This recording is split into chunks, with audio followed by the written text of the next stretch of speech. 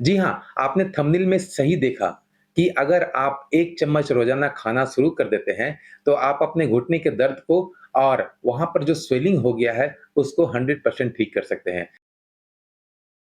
नमस्कार दोस्तों, मेरा नाम डॉक्टर मुकेश कुमार है और आप देख रहे हैं संजीवनी हेल्थ सॉल्यूशन। आज की वीडियो में हम यही बताने वाले हैं कि अगर आपके घुटने में दर्द भी रहता है और वहाँ पे स्वेलिंग भी रहता है, तो क्या-क्या चीज़ हम अप्लाई कर सकते हैं? क्या चीज़ खा करके हम उसे कंप्लीटली सूजन को कम कर सकते हैं? क्योंकि आप जानते हैं कि घुटने में दर्द के कारण तो बहुत सारे होते हैं और अगर सूजन है तो उसके भी बहुत सारे कारण होते हैं। आज की वीडियो में हम 3 ऐसे उपाय बताने जा रहे हैं, जिसे आप खा कर के या फिर वहाँ पर अप्लाई करके आप अपने घुटने के सूजन को कम कर सकते हैं, खत्म कर सकते हैं। साथ ही साथ आपका दर्द भी खत्म हो सकता है।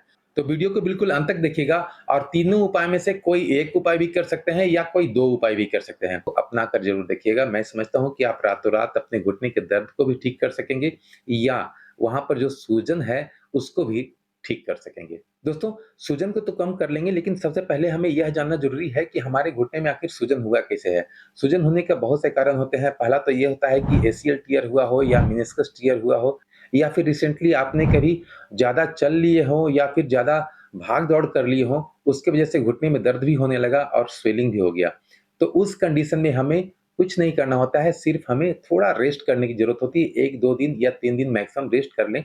रेस्ट मतलब ये नहीं कि हाँ, कंप्लीटली आपको बेड रेस्ट करना है, लेकिन कम से कम इतना करें कि आपके घुटने पर ज़्यादा जोर ना पड़े, ज़्यादा भार ना पड़े। उससे भी आप अपने घुटने के दर्द को या फिर वहाँ पर जो स्वेलिंग है उसको आप कम कर सकेंगे।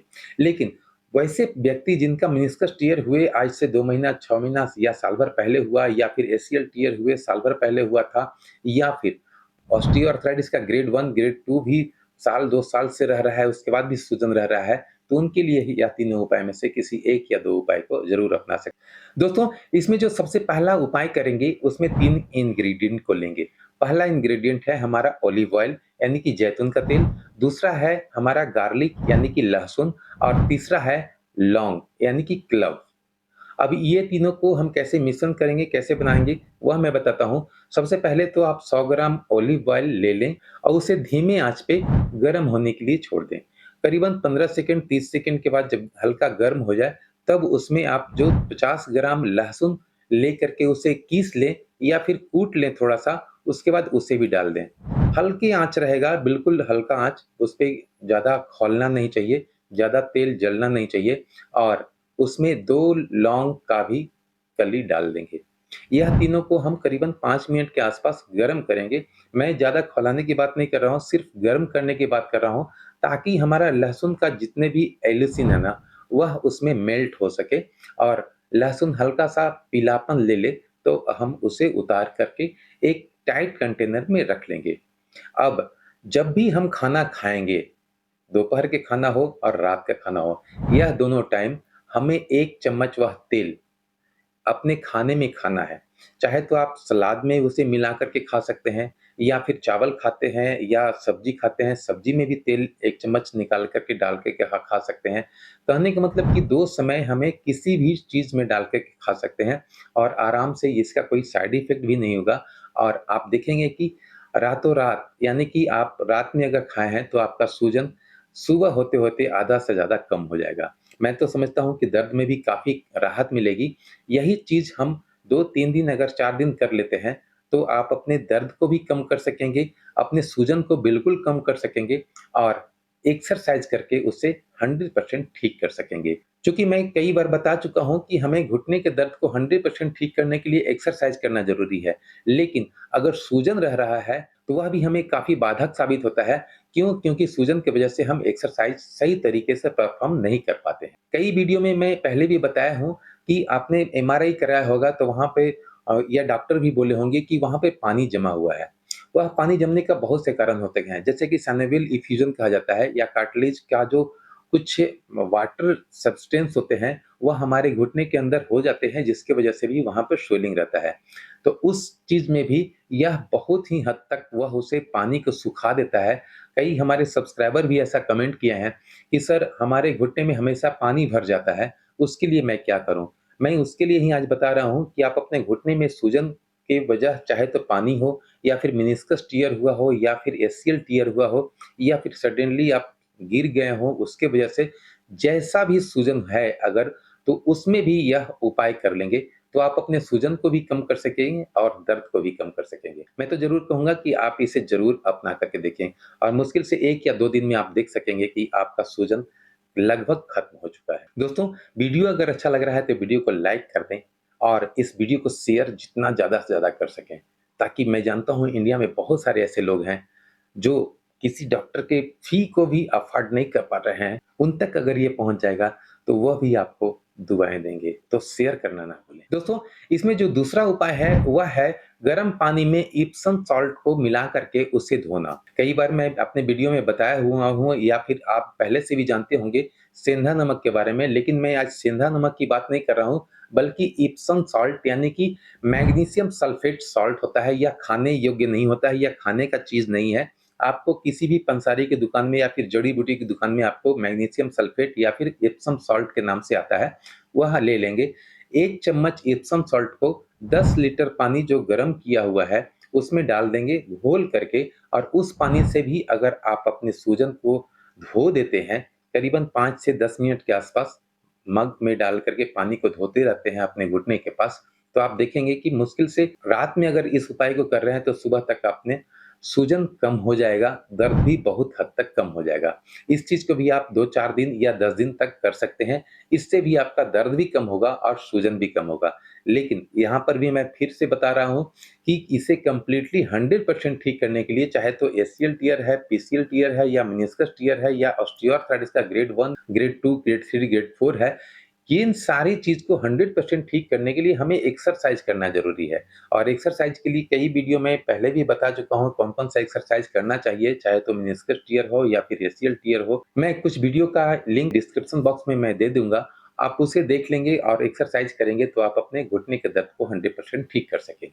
दोस्तों, तीसरा उपाय जानने से पहले मैं आपको एक ऐसे प्रोडक्ट को रिकमेंड करना चाहता हूँ कि अगर आपके भी घुटने में स्वेलिंग है या फिर घुटने में दर्द है, तो आप इसको भी खा करके आप अपने सूजन को कम कर सकते हैं, दर्द को कम कर सकते हैं। उस प्रोडक्ट का नाम है फाइटका ओमेगा 1000। फाइटका ओमेगा 1000 जो कि कंप्लीटली फिश ऑयल है, इसमें ओमेगा 3 फैटी एसिड है। आप जानते होंगे मैं पहले की वीडियो में कई बार बता चुका हूँ कि ओमेगा 3 फैटी एसिड हमारे जोड़ों के लिए काफ़ी ही कारगर चीज़ होती है। इसमें ओमेगा 3 फैटी एसिड का ईपीए और डीएचए के साथ-साथ अन्य फैटी एसिड भी शामिल है। ईपीए 360 एमजी है तो हमारा डीएचए है 250 एमजी और अदर्स जो फैटी एसिड है वह है 100 एमजी। कुल मिलाकर के हमारे 1000 एमजी का अगर ओमेगा 3 फैटी एसिड अगर खाते हैं, तो हमारे घुटनों में जो कार्टिलेज की कमी हो जाती है, वहाँ पर मोबिलिटी और फ्लेक्सिबिलिटी की जो कमी हो जाती है, उसमें वह कारगर साबित होता है। क्यों?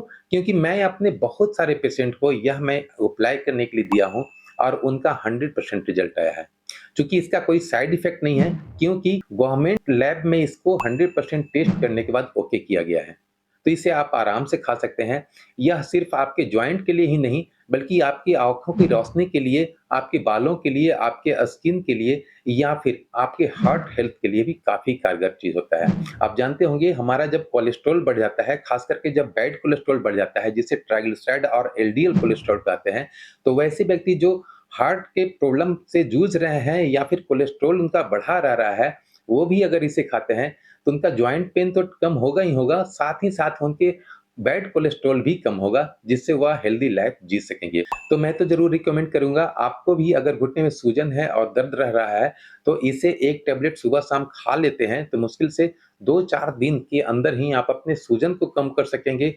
50% से ज़्यादा आपको दर्द भी कम हो सकेगा और एक्सरसाइज़ करेंगे तो आप अपने घुटने के दर्द को 100% ठीक कर सकेंगे। इसे कोई भी व्यक्ति खा सकता है जिसका उम्र 25 वर्ष से ऊपर है। इसे 1 टैबलेट सुबह-शाम खाना होता है किसी भी खाने खाने के बाद।